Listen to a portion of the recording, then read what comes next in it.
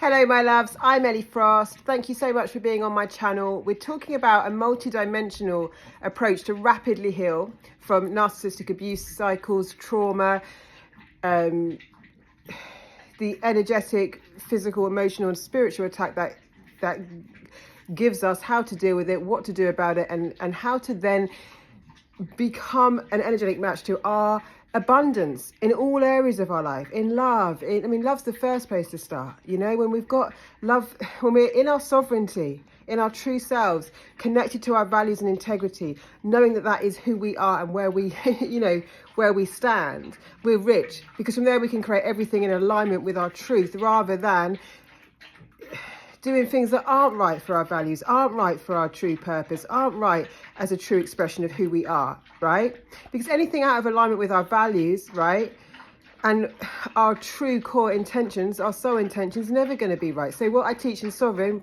which you can still join, is that we don't want to just heal from the trauma and the narcissist and get into loads of toxic relationships. So one of the things that there's lots of, look, your toxic relationship patterns, by the way, are not the reason you're with a narcissist. I keep teaching this because I need people to know that it's, there are plenty of people that had childhood abuse. There are plenty of people that aren't great at relationships, you know what I mean, are codependent, and they're not with abusers. So we want to choose growth and evolution, but we've been through an extreme circumstance when we're dealing with narcissists. And that's why we've got to understand that it is layered and it's not any one of those things. And that's why it's got to be dealt with spiritually as well as just in terms of why we would attract them, because there's a bigger reason spiritually than that. But beyond that, so the trauma responses, the classic ones are fawn, which is the people pleaser; fight, which is quite obvious, I want to fight you, I'm going to knock you out for that; flight, I need to get the F out of here; and freeze. And freeze is normally the one where we can't make a decision. We just can't. We just have to we're just in complete procrastination. But worse than that, we literally are frozen, kind of paralyzed. I've been like that a lot of time as a trauma response, where it's I can't get my head straight because I can't, you know what I mean? That we're in, trauma does that to you. It's like a combustion. I've described it to you guys before.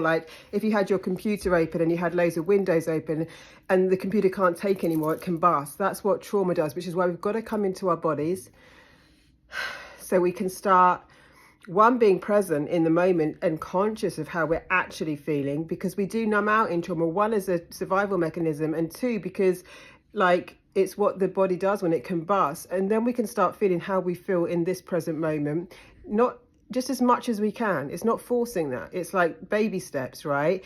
It could be just, I've taught this before in the videos, just what can I hear? What can I smell? What can I see? What can I taste, right? Not necessarily, you're not going to necessarily get your emotions coming up first, because it would overwhelm you. So we want to go gently in building what I call energetic capacity to feel, so then the body can release.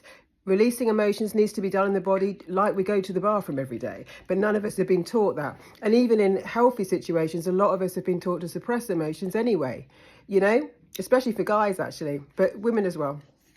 So that's a basic overview. But when we come out, we've been contaminated. We've been in a very unhealthy dynamic, and we want to get sovereign. So in Sovereign, I talk you through a number of things, and I teach people a lot of communication skills and just personal development, right? Because we don't want to just come out of that and get in something toxic. We want to get in something aligned. And a lot of this is just education, right? I've done years of personal development and different things to have the knowledge behind that.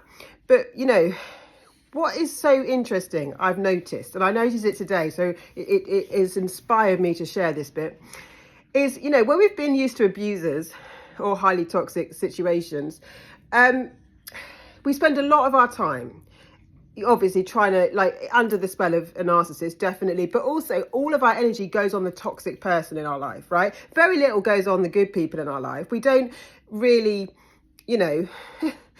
spend much time. There's not much capacity. There's not any room for good people. So a lot of people say, I've only got used to narcissists, I've only got narcissists. I had that in my life. They were coming at me for everywhere. They will come at me now if I don't keep my energy strong, So I have to stay boundaried and energetically strong, right?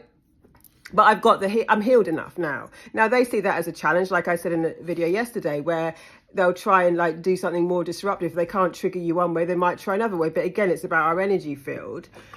But we've got used to not having many healthy connections, if any. And the people that are healthy, we probably need for support, which is a good thing.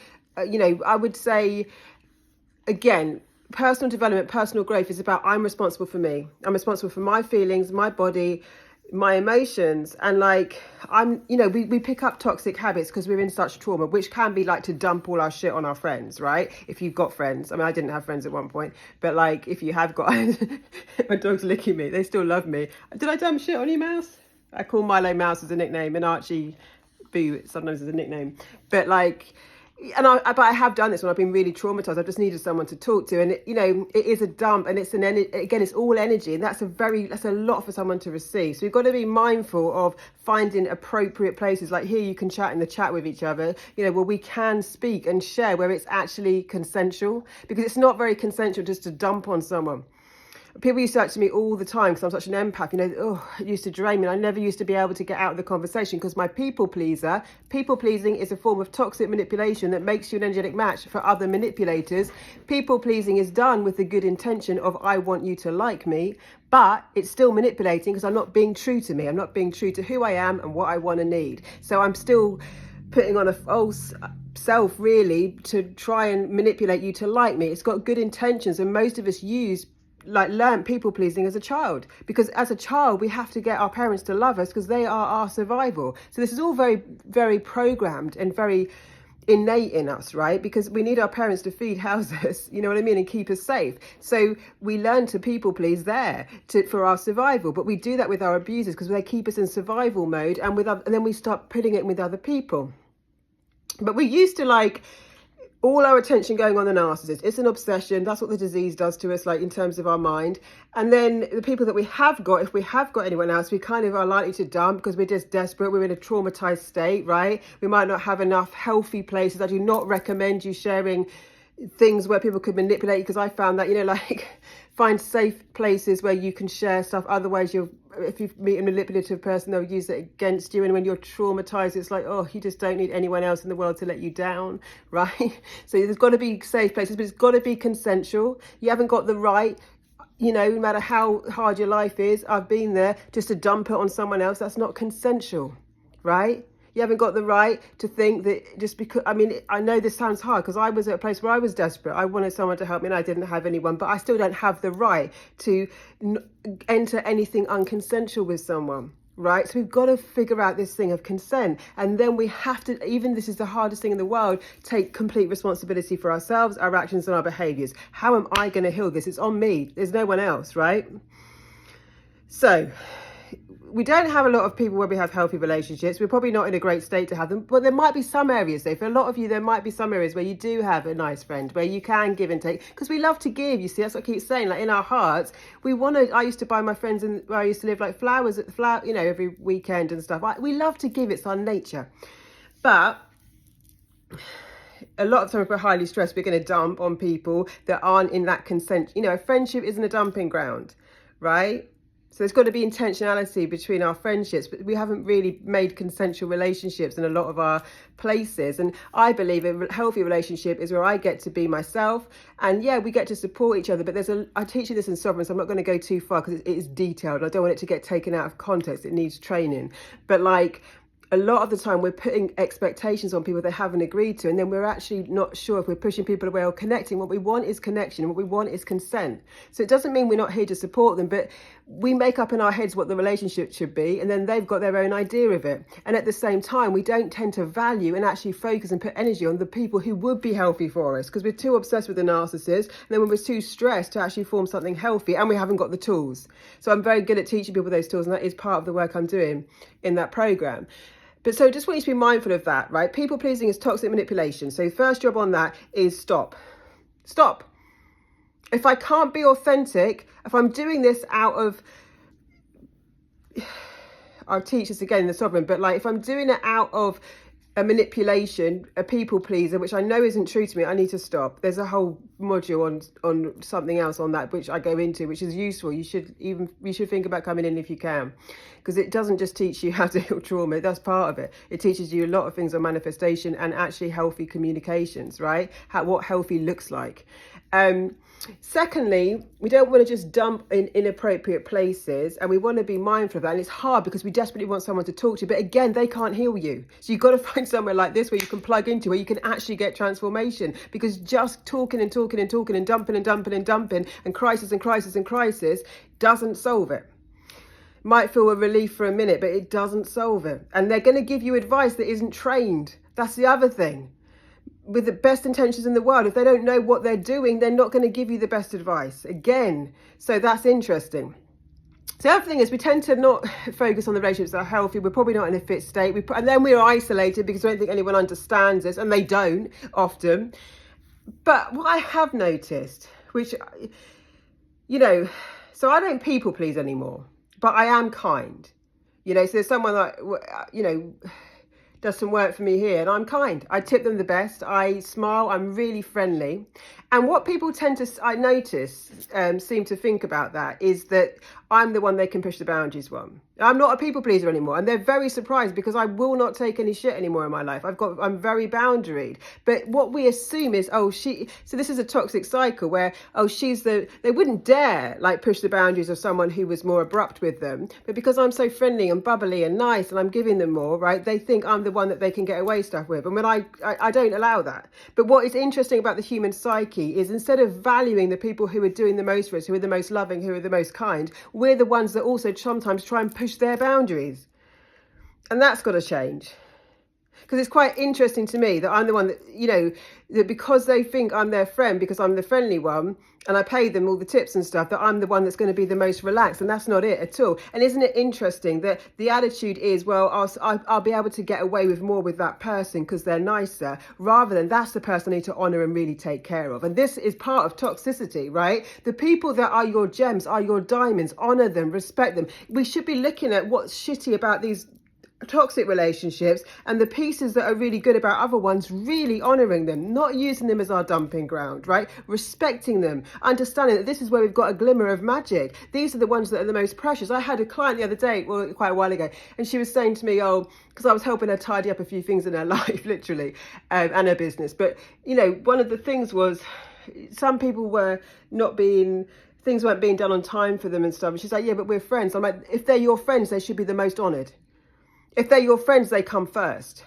If they're your friends, you're not the ones that you push out their payments on. If you're your friends, they're the most important people in your life. Why have we got this attitude that they won't mind because they'll understand because they're my friend? Your friend, the people if you've got people in life that you have got connection with, children, family, friends, you need to honour those people, not treat them that they're the ones you can get away with treating a bit worse. They're the ones you should hold in high regard, because what we're doing is holding the narcissists and the toxic people, because they're so demanding, because they're such bullies, the highest. So I clean this up with my clients all the time, especially my one-on-one, because they come to me for this, well, not just healing, but they come to me for business and other stuff as well. And I'm just like, I'm like, this is not it, right? Energetic match in the universe, treating people with the highest honor, that are the ones that should be. They're not the ones you should be late for. They are the ones you should be pouring love onto, because it's a beautiful relationship, not what can you get away with them. So we get to understand this differently and understand our energetic match. When we're really clean, we want to be a great match for great relationships. And I can show you how to do that, but it does start with ourselves and really being kind of conscious of who we become, one, because of the trauma, but two, what's accepted in our society that doesn't actually make sense. Our friends are the ones, when you've had no friends, goodness me, friends matter. And when I'm giving a lot and people are saying that means I must be the weak one, they're sadly mistaken nowadays. You know what I mean? Because I've got boundaries and I've got high standards, and you don't want to mess with me in that way. I don't get shitty, I don't get a grudge, but I get very clear. There's no, people completely understand me when I say how I feel. I don't do it with any aggression, nothing. But it will cut to the core. I don't explain myself. I say it very directly, but sometimes it takes people by surprise because I'm the bubbly, friendly one. Why wouldn't a bubbly, friendly person have boundaries? We've got to set standards where we can see that, we're not the ones that get taken advantage of anymore, right? We're the ones that can be sweet and kind and loving, because we will also draw the line, and we should be treated the best. In actual fact, I'm not expecting them to treat me the best, but I am expecting, I'm treating them the best, and they're the one, but the psyche is, well, they're the ones I can push the hardest. Not anymore. So empaths, we've got to learn this. Generally, we've got to learn it. We've got to set higher standards for how we treat people and how we get treated. Now, I still tip them. I won't hold a grudge. I'll always tip the same. I'll still be just as friendly. I won't hold a grudge. But don't make any mistake. You know what I mean? I had to learn this very, very clearly. Discernment, know who to cut out of your life. And I'm not going to change being friendly and bubbly, but that does not mean anyone can mess me around, right? So let's change this and also clean ourselves up. People pleasing is a form of toxic manipulation that makes you a match for manipulators. Stop doing it. Stop doing it. It's not coming from truth. If you don't want to go, say, look, I'm sorry, I don't want to go. You haven't got to have an excuse. You can just say, no, I don't want to go. As soon as we do, this is all part of sovereignty. We've got to be authentic to be sovereign, right? So I do this in detail and sovereign. I can't put it all out here because it will get misunderstood. It takes training. It takes explanation. If you want to come in, join me. Food for thought, because it happened to stay on my afternoon. And I don't just want to, I want to teach you the narcissistic stuff, but I want to also model for you and show you what it should look like, what it can look like, how to build beautiful things in your life, not just things that are toxic or you don't have the, a lot of us are not taught any communication tools in relationships. We're not taught, people pleasing is honored. People say, yeah, but I'm really nice. I'm just a people pleaser. Like, I should get a crown. That means you're a toxic manipulator. Honestly, and in energetics, that's what it means. I was one for years, but all it means is I'm not being my true self. You don't really know me if I'm a people pleaser. I'm still being what you want me to be. And at the extreme of that is someone who's a match for a narcissist on one level, but there's more to it than that, like I keep saying. Just some little food for thought, guys. Keep commenting, keep showing the love. Please like and share and subscribe to my channel. It means a lot to me and it will hopefully make a big change in the world. Like, the more people that can hear it. If I can, I swear to you, like, I'm saying every single thing I wanted me to hear. I feel like this is my diary to me 6 years ago when I went through hell. Like, I keep thinking of, like, I'm thinking of you, but I'm also knowing that, like, I probably went through a lot of what you're going through. I didn't just go through it once. I went through the extremes of this with multiple people for over decades. You know what I mean? So, like, I know, and I'm good at getting things clear. I'm good at getting to the point on things.